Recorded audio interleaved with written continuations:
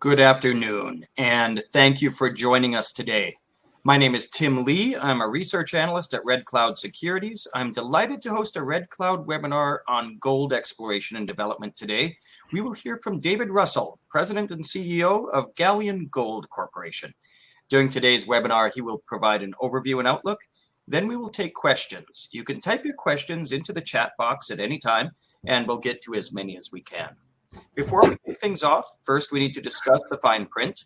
During this Galleon Gold webinar, forward-looking statements may be made. I would direct listeners to the company's forward-looking statements disclosure outlined on page 2 of the Galleon corporate presentation, and that can be found on the company's website, galliongold.com. For Red Cloud Securities, Inc., I would highlight that this webinar is for information purposes only. It should not be considered a solicitation or recommendation to buy or sell securities. We note that this call does not consider the particular situation or needs of individual investors, and participants should rely on their own investigation and seek their own professional advice before investing. Please see our most recent research located on the Red Cloud website for specific disclosures pertaining to Galleon Gold. So we have Galleon presenting today. The company is focused primarily on exploration and development of its West Cache gold project, located right in the heart of the Timmins mining camp in Ontario. We recently had the chance to visit the project and were struck by the great location just outside Timmins with paved road and power line access. We were also struck by the widespread presence of gold on the property, as evidenced both by the company's drilling as well as resampling of historic drill core. With that, I now turn it over to David to update our audience on the company. Okay, thank you for the introduction, Tim. And the slideshow just posted itself. And what we're really talking about today is the West Cache Gold Project. Galleon Gold has several different gold projects, both in Idaho, Canada, Quebec, but we're focused 100% right out on the West Cache.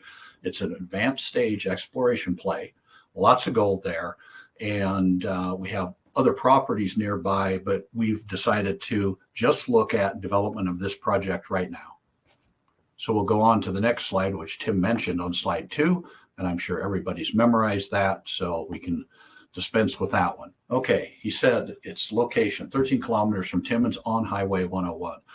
That was an amazing place to have a highway splitting your property. It has power, gas lines, water lines. It's got everything for infrastructure you want in a town of support, from hospitals to schools to mining to vendors, 13 kilometers away.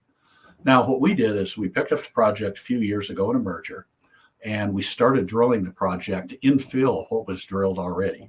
There was roughly about 325 core holes on the property at that time. There's now 557 core holes at about 210,000 meters have been drilled on the property. And we said, okay, there's never been an economic assessment. We've got to actually put some economics out there so the investors say, what can we look forward to? You know, do we know it's economic? Why are you drilling there? Well, we finished that, and I'll show you the results of that shortly. We commenced permitting on the property, mainly for drilling and bulk sampling, and this would be to take the project underground. It'll take us probably about 9 or 12 months to get that taken care of, and I'll show you the steps toward the end of the presentation, how we do it. But there's huge blue sky potential on this property, and we're looking at only about 8% of the main property right now. Now, we'll start with who's the investors. Obviously, we've got some of the investors on the phone here, and hopefully some new potential investors. The retail and institutions accounts for about 63%.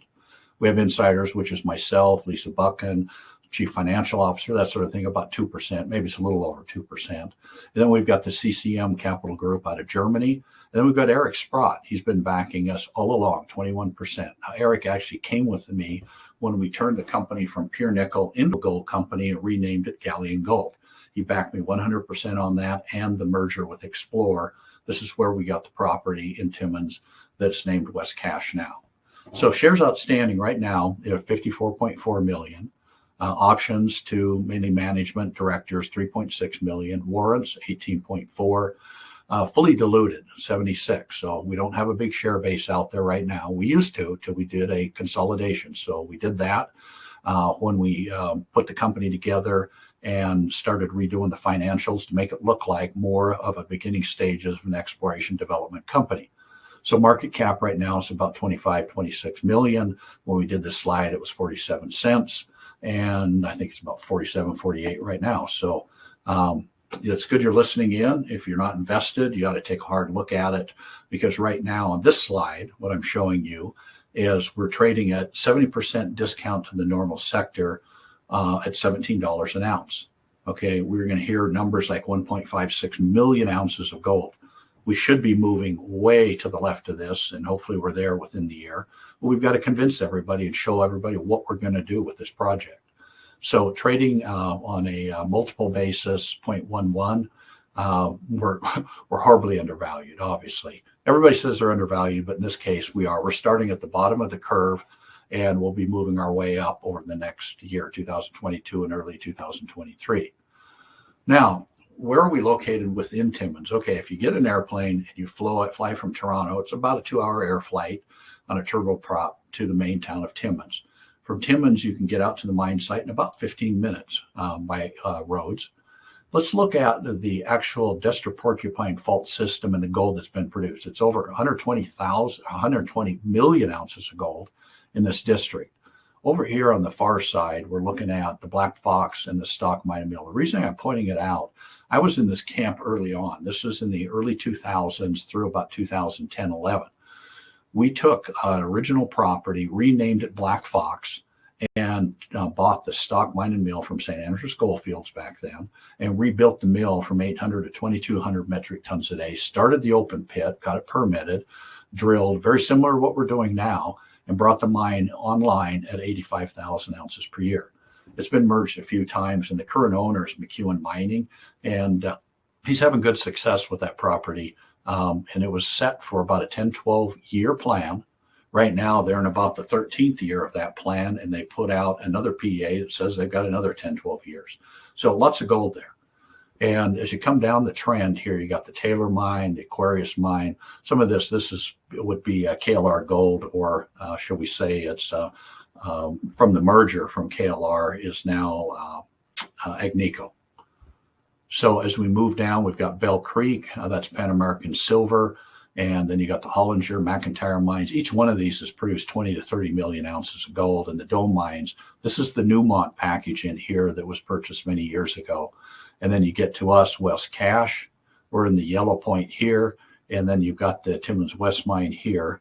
And I'm not sure if you can see the cursor here or not, but the yellow area here, that's where we are, right next to Timmins West mine. So moving on from there, we've got the West mine, or the West Cache leases. They'll be in purple here. And we've got the Ogden property. We've got the Price property. And the reason I say leases, this is a new designation. We went to lease about a year and a half, 2 years ago with the ministry, got everything surveyed. They gave us the okay, and about a month ago, everything was filed. So now we have a full lease on this property. And that's important because if they're not patented claims, which the darker purple are patented on our properties, if they're not patented to be able to do anything other than drill and explore, if you want to develop an underground, you want to develop a pit, you've got to go to lease on it. So we took that on right away before we even had a PEA or an economic assessment, knowing full well we had to have that done, and it was going to take some time to do it. And again, the Timmins West project is in yellow right here. So we're their full neighbor on the west side here. And then as you go further, you go back to the Hollinger and the McIntyre mines within that area here. Okay, now what have we done? We've infill drilled known mineralization. We did that in 2020 and 2021. We did 46,000 meters of drilling, well over 225 core holes, I believe, on this property to infill it. And in doing so, we were developing or infill drilling on the quartz feldspar porphyry zones. And one of the geologists says, look, I think if we project the deep zones up out in the south wall, we're going to hit another structure within more sediment hosted, more volcanic units. And I said, okay, well, let's take a shot with one hole. And in the first hole, we discovered the number 9 zone. That's a different geology, but mineralization wise, it's got gold. Very high grade gold. We're talking anywhere from 6 grams to 15 up to 30 gram material. And then commencing permitting on a bulk sample. Now we've started all the environmental work. We're doing that. We're actually going to file with the ministry once we get all the reports done and say, look, we'd like to take this underground. We've done the PEA study. But what we need now is to take it to another step. We need to go prove that you can mine it from underground methods, applying bulk mining from subopen blast to open stoping, and you can actually recover the gold. We've done a lot of metallurgical work. SGS Labs has done 2 different runs on whether it's coarse feldspar porphyry or the sediment unit, and the whole recovery is crush grind. You can float it in cyanide, or you can do bulk cyanidization, and you get anywhere from 95 to 97% recovery of the gold. So that's the good news. It's very similar to any of the mines within the Timmins camp itself. So the PEA study, we'll go through that. We finished that in 2022 here. And what we ended up with is taking the resource base from about 1 million ounces of complete global resource to indicated and inferred. And if you add the numbers together, you're not supposed to add them together, but it's 1.56 million. Is there more? There's a lot more gold. I will add in that out of 557 core holes, 210,000 meters, there isn't a dry hole here. Every one has got gold. Obviously, it's not economic gold, but a good portion of it says there's gold, and you ought to keep drilling there and keep looking and keep adding to the classifications. Now, in the original numbers here, you can take your pick. Where do you want to cut off from indicated or inferred? 1.6. Let's move it up to 2.5, 690,000 compared to 1,088,000. That's what they did. P&E consultants, they took a look at this and said, okay, it's 1.56 million ounces. What are we going to use in a PEA? Well, they actually used higher cutoffs, and they dropped it down to about 940,000 economic ounces that turned out to be very economic within the project. And these are the results. Net present value was 378 million. This is at $1,700 gold. Okay, today obviously we have 1850 jumping up to 1900, then back down, but it's going to jump around with the current economics and the way the world's operating today, which is about halfway upside down. But anyway, it was 33% internal rate of return. Payback's about 3 years, and it's an 11-year plan. Now, what I want to key here is this is only underground. This is not open pit yet. Do we have open pit potential? Oh my, yes, we do here. But we've got to start someplace. So we said, okay, we've got more data that says it's underground. Let's do it as an underground first. And then once we're underground, we're developing that. Then we'll bring it back and say, what will make it in the open pit? Do we build a mill on site? Now, our initial capital, we said, okay, we're going to ship to a custom mill. So the capital is 199 million sustaining, but the initial capital to develop the underground is 150 million. If we want to build a mill on site, add 100 million to that, that's 2.5 million. The actual pre-tax turned out to be, instead of 378, it was 368. But the internal rate of return drops down. Obviously, you got to pay for another 100 million in capital. So you end up with about 27% on that end of it. So it says it'll make it either way, whether you ship to a custom mill or you build a mill on site yourself. But that's a good template. Again, this is a snapshot of economics template. It's a snapshot of time stopped and says, okay, here's all the data. Here's what the value is. Okay, now the average cash cost. Everybody says, what's your cash cost going to be? Well, it turned out to be 814, all up 987. So let's say if it's $1,900 gold price, you've got a really good margin. You got over $900, $913 sitting there. So that's a hell of a margin today. Again, initial capital 150 and ongoing capital you spend to keep the operation going over the 11-year period be 199 million. And the average production output, 85,000 ounces of production. Now, again, that's very similar to the Black Fox mine that I've already built. So the team I've got, from the chief operating officer, myself, the manager at the site, some of the geologists, everybody worked with me on the Black Fox project. So we're not reinventing the wheel. We've done this before. The average annual mine output, tons per day, 2,400, and average grade would be about 3 grams. What's our target? Keep infill drilling and keep bringing this grade up. So we've got a ways to go, about 9 to 12 months before we actually get that ramp underground. And our goal is to infill drill in the high grade areas and bring that grade up. Now, here's the overall average. Somebody might say, okay, what happens if it drops to $1,500 gold? Well, we still ended up with 225 million NPV at 23%. But today we bumped off this morning at 1,900 and then came off a bit. That's pushing above the 500 million mark. And it also increased the internal rate of return with the gold price going up. There's two key things in the Timmins camp that will drive it up. Number one is gold price, obviously, and grade. Grade is king. And higher grade, the higher your returns are going to be. And then you look at, this is sensitive after tax, but right now let's look at pre-tax until we get it into production. Okay, your mining cost, $64.40 a ton, processing 28, 451, 96.92. Now we're not showing, we did a review of building a mill on site. We said, okay, for this economic run, let's go to a custom mill in town. Okay, these are the numbers, and they're real numbers that we've used from mills in town.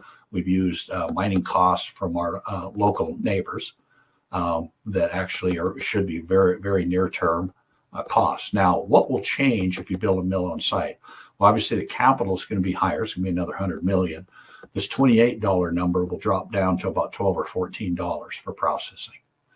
Okay, let's look at initial capital. Where is it spent? Obviously, if the target is underground, $111 million to develop the underground, then you've got infrastructure, a lab, site structure, backfill plant. We'd be using backfill from the tailings ponds where we go for custom milling, bringing it back, putting a cement mixture with it, and then backfilling it underground, and contingency of 15% for right now. So this is where we get the total capital in the project, $150 million. Okay, now site design. Now that's important when we actually present this to the ministry and say, what are we going to do for the underground? Where's everything going to be located? Obviously, we mentioned 13 kilometers on Highway 101. Now, keep in mind, this highway splits our property almost in half.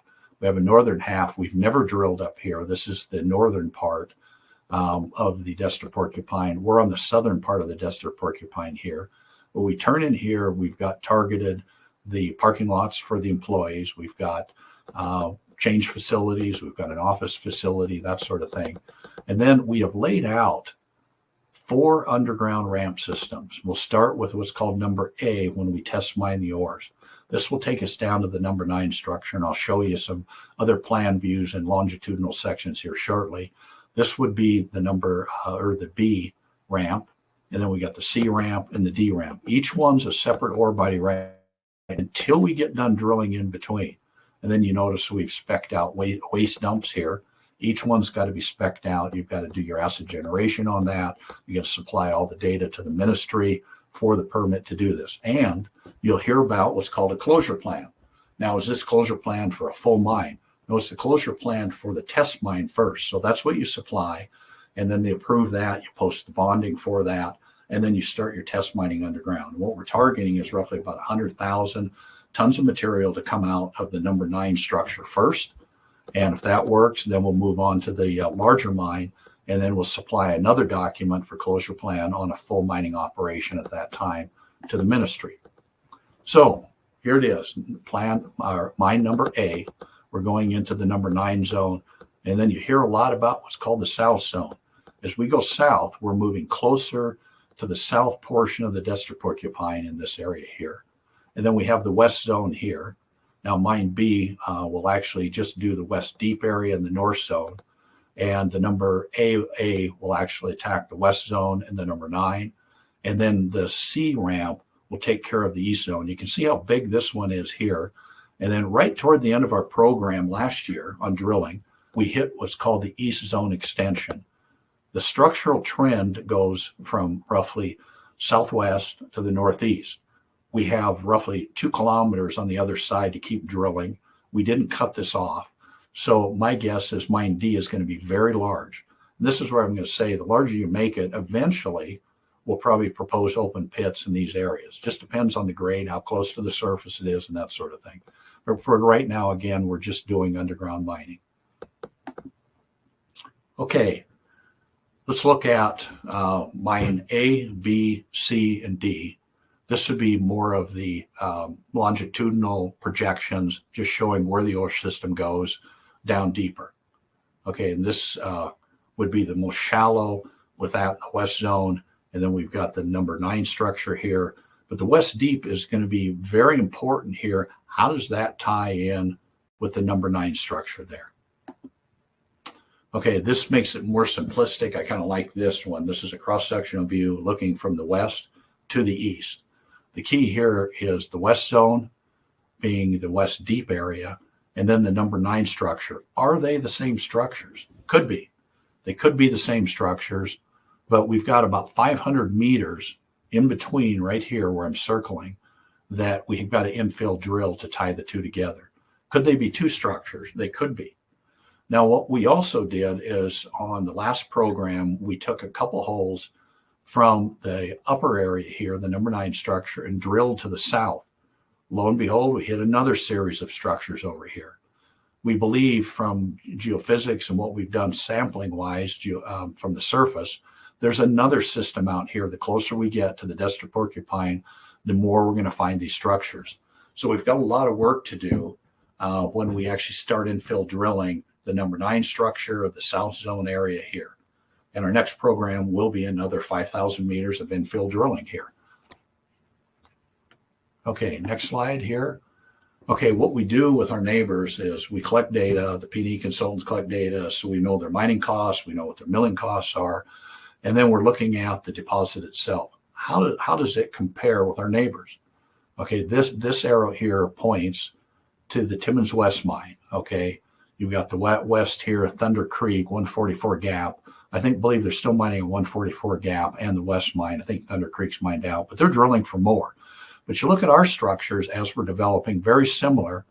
We're developing the ramp systems to develop the ore zones, both, the east zone, the main zone, the west zone, everything's got ramp access. Again, it's all underground mining right now.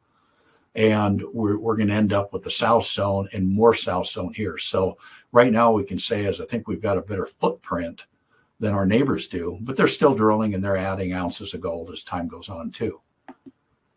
Okay, this one I wanted to show everybody, the 557 core holes, 210,000 meters. Let's bring it all into one area here. So we did that. It looks like it's over drilled. We actually mined it out with the drill holes. But this is 2,000 meters of drilling all on strike here. So you can see we do have a very large database. We do know what we're looking at, and we do have a viable ore bodies, I should say, within these zones. And again, the south zone here, you can see all the hits up high, but there's nothing out here that we've tagged into yet that we've got to drill. But the surface expression says we've got additional gold zones sitting there.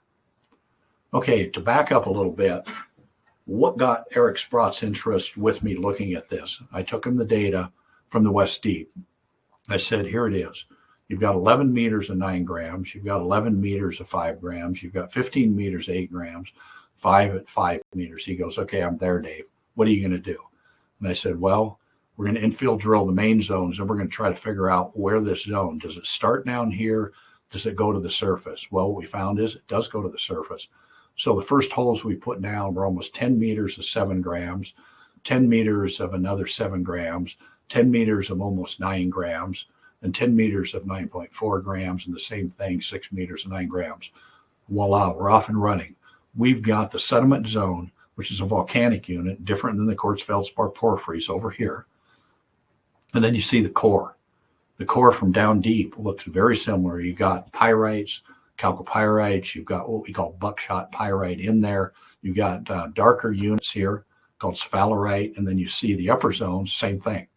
So our guess is it is the same zones, but it may be parallel zones. But anyway, we've got a hell of a system here, high grade, and I think there's going to be continuity to it. Now, what have we got to do on our next program here?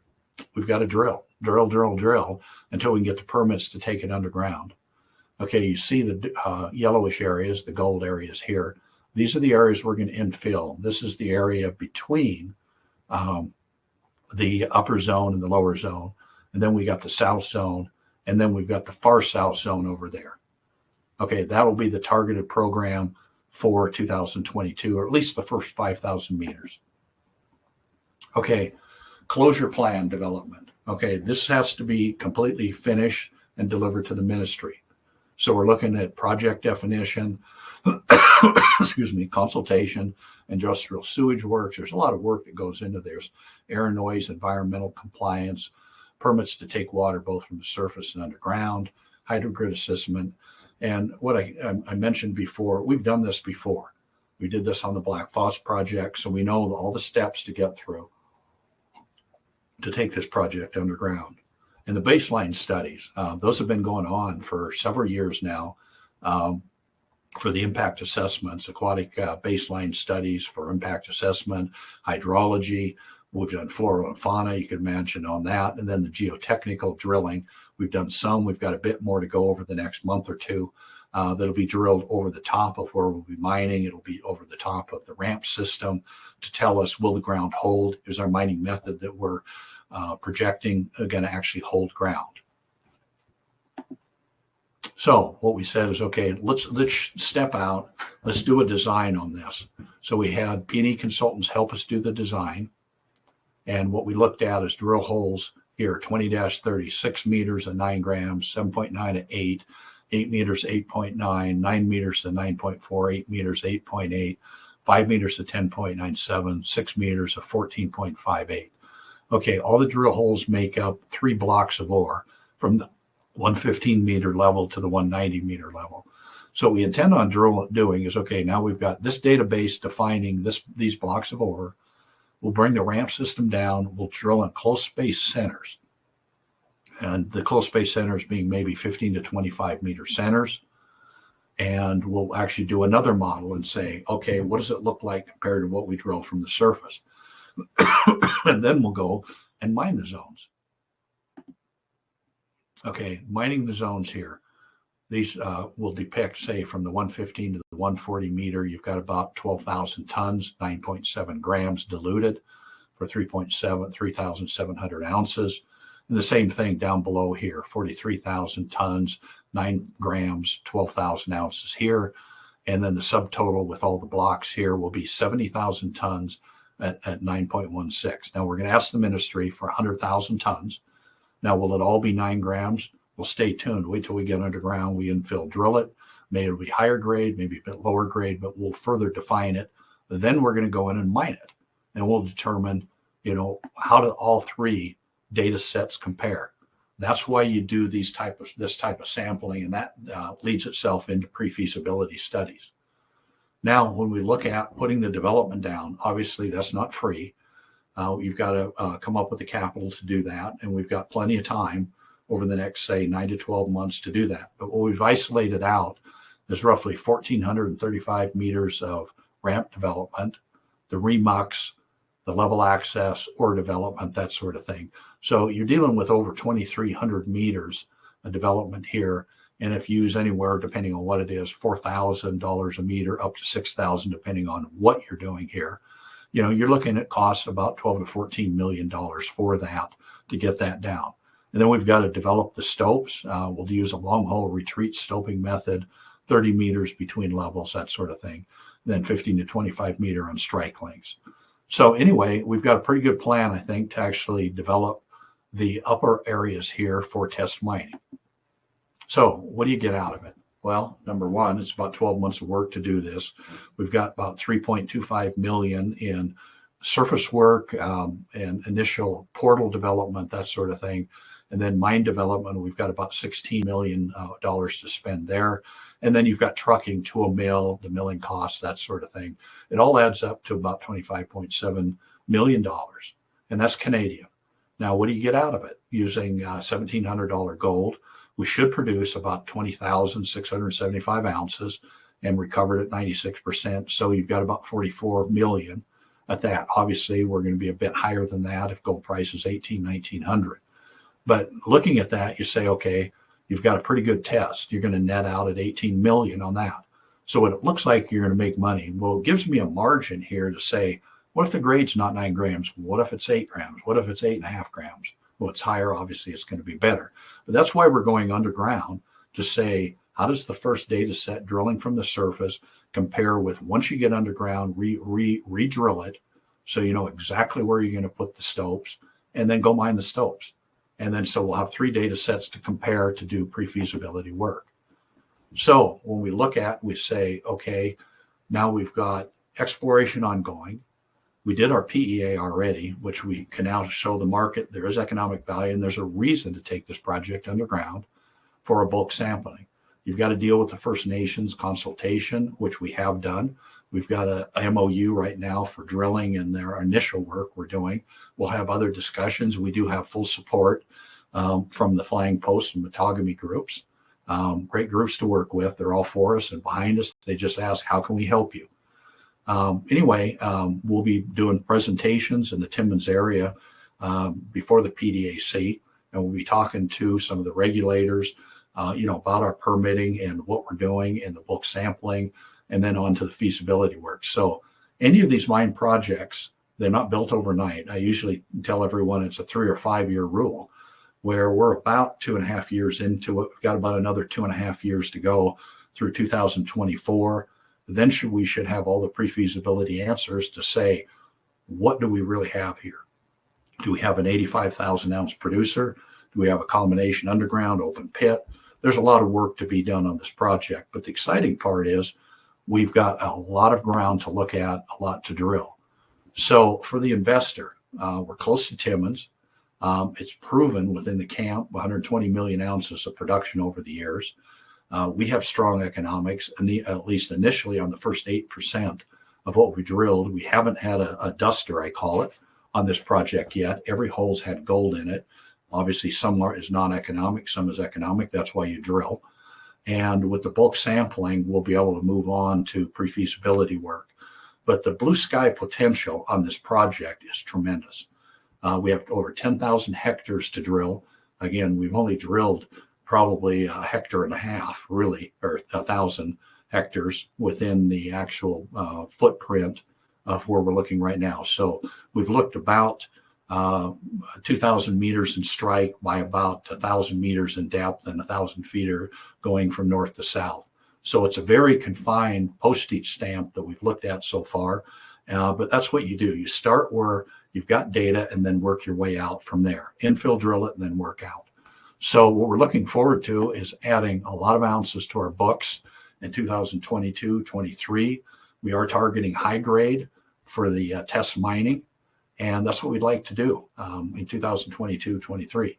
Now, keep in mind, what we laid out is about 25 million that we've got to put into the ground.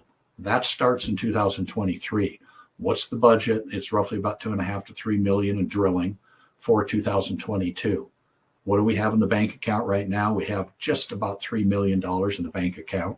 So we are cashed up to do the project, or at least the first part of the project, the first 5,000 meters. And then we'll see what the results are before we move on and tell the market we're drilling another 5,000.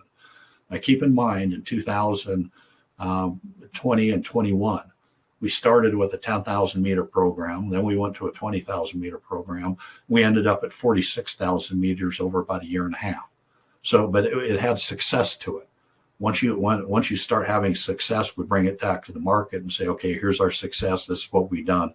And that's what you can look forward to in 2022 here is our drilling, our data that comes out to you, and the permitting and how that's going with the ministry.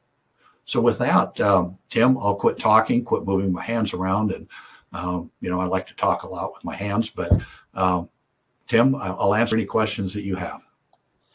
Great. Thank you very much, Dave, for a very informative presentation. We'll now start the Q&A portion of the webinar. A reminder to everyone on the line that you can type your questions into the chat box at any time.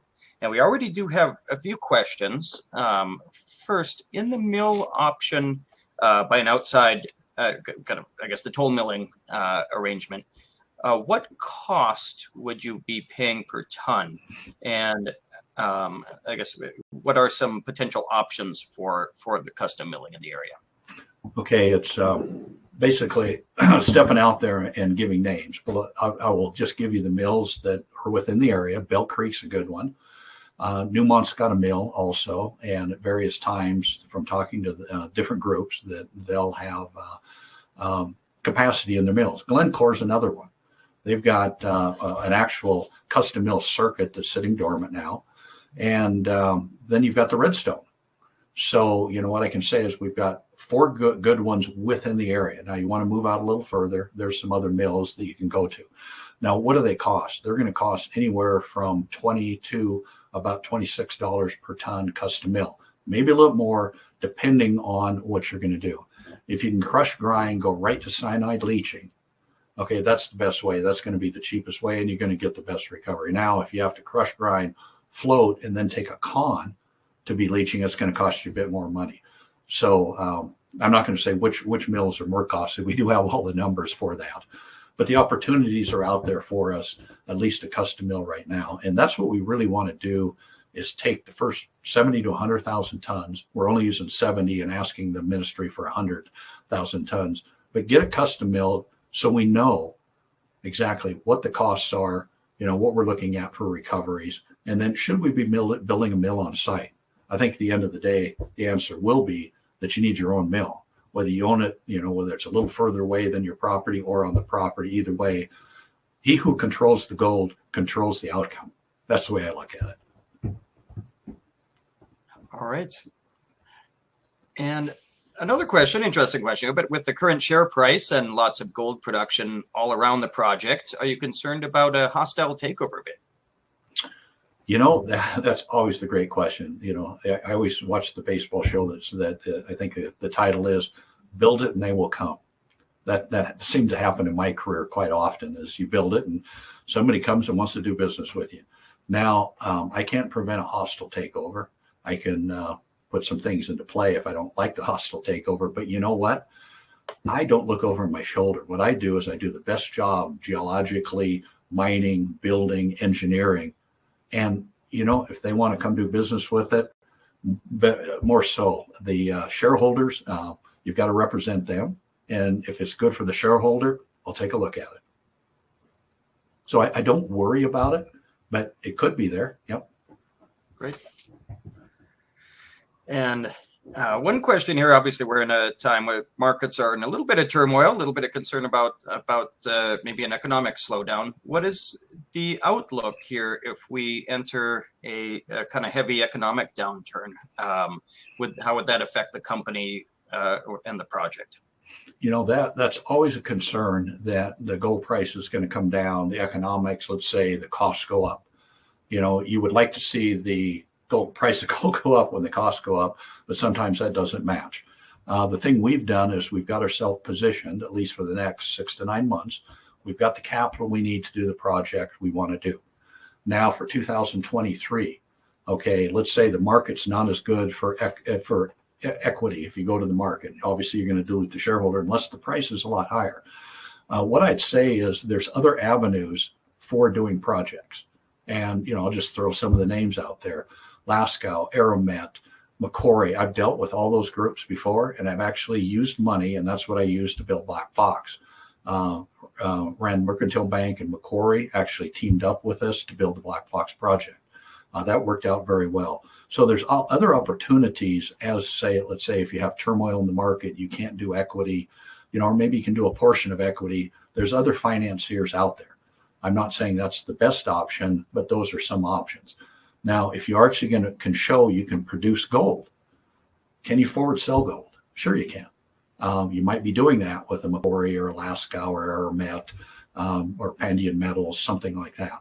But anyway, those would be opportunities over the next 9 to 12 months we'll be looking at, is how do you finance that and how do you get prepared for a market with a downturn?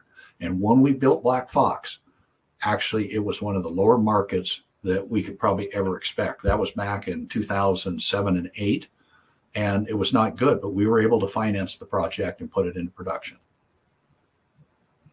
Great. Another question here. You recently acquired additional properties, expanding the West Cache project. What are the plans for exploration on that new ground this year? Well, when first of all, Ogden, we had a gap right in the middle of it. Some of it was patented claims, and we needed to close the gap. And the owner came to us and said, "Look, I'd like to do a deal with you because you've got the rest of the property around it, and there's structures that are heading through the Ogden area that we'd like to look at." Now, this year we won't get to it, but we will be doing soil samples. We will be doing geophysics on that property. Now, the next one to the south, maybe the southwest, this one, they came to us also and said, "Look, this looks like it fits with yours. What do you think of the property?" What we looked at is, okay, you're getting closer to the Desert Porcupine down there, but there are iron structures, north-south structures in that area. So we said, look, there is data that says there's something there. This may fit with us. Maybe Ogden is the next play after West Cache, then maybe the Price property next. But there are structural features on both properties that our geologists said, look, if you can get those properties, put them in the portfolio. So we did some deals, and they weren't sweetheart deals. They cost us a bit of money, and it's stock. We did a stock swap with it. It's still cash. The way I look at it, it's the investors' money that we're spending. And I think they were great plays to actually close up the Ogden property. So we've got one continuous package there, and then due south on the north-south structures that are between the Desert Porcupine and where we are. We closed up those gaps areas too. Great. And a little bit of a general question here. You had touched on some of the approach you took when you first acquired the project. But this project has a fair history with some different operators having done some drilling in the past. What has changed, or what different approach have you taken that makes this the time to really advance toward production? You know, the previous groups were good groups that had it, even the Explorer group. They went through cycles. They went through up cycles, and then they went down through down cycles. And, you know, you look at some of the down cycles, the gold price went to heck on them, and they couldn't raise any money. And that's where I went to them and said, look, you know, I might be able to help you guys out. And it was a matter of dollars, not the drilling, not the infill drilling. They knew what to do. They had done behind the scenes PEA work themselves. And I said, look, I think I can bring Eric Sprott into this. And Eric looked at it and said, yeah, Dave, I'll back you. That was the big difference as how I could take it on. The other one is the previous team I had at Black Fox. They've done this before. Myself, I'm a mine builder. I'm not an explorationist. So I take projects that have been drilled from a first step, and I usually don't take one on that hasn't been infill drilled. But in this case, I didn't call it a duck shoot, but I knew if I could come up with, say, 10 or 12 million in capital, I could get this infill and do a PEA study on it and get it up to speed. So that's what I did, is I used my expertise with the other people I've always worked with, the experienced geologist, Tim Smith, Nate T-Wall, the geologist. Tim was my chief operating officer at Black Fox on other projects in the U.S. Got a great knowledge. He's both a U.S. citizen and a Canadian citizen on both sides of the border. And his specialty was building projects, especially mills. He's a metallurgist. So I used the team of specialists. And the other one was Ryan Lougheed, who was my mine manager that actually helped Tim Smith build the project from day one. When I asked him to come on, he just smiled and said, are we going to do this again, Dave? And I said, yep, we're going to pick on your guys, my guys, and we're going to do it again. So anyway, I think a part of it had to do with the expertise to do it, but it also had to do with knowing the right investor, which was Eric Sprott, to bring this project when the gold price was down to a point. And then as we started building the company, then the gold price started rising. Now, I don't have a crystal ball. Obviously, the world's in turmoil right now, but my view is gold is going to go up and down. It's going to be very volatile. As long as you can stay within a range, you'll make it. Great. And I think that's all the questions we had submitted at this time. I guess one kind of general question I would ask is just to review, what news might we expect from Galleon over the coming weeks and months? Well, we can. We've been working with MPLH. I'll give them a plug up in the Timmins camp. They drilled for us before, great drillers. We've asked them when we're going to drill again to come onto our property and drill. And they said, we don't have a drill. And I said, can you get a drill? And they said, well, we're going to build one for you. So what you're going to hear next, probably in about a week here, is that the drill's done. And they're only about 6 kilometers away, their shop. And they're going to move a brand new drill rig onto our property. So that's what you're going to hear early this next week. The geologists will be laying the first set of drill holes out.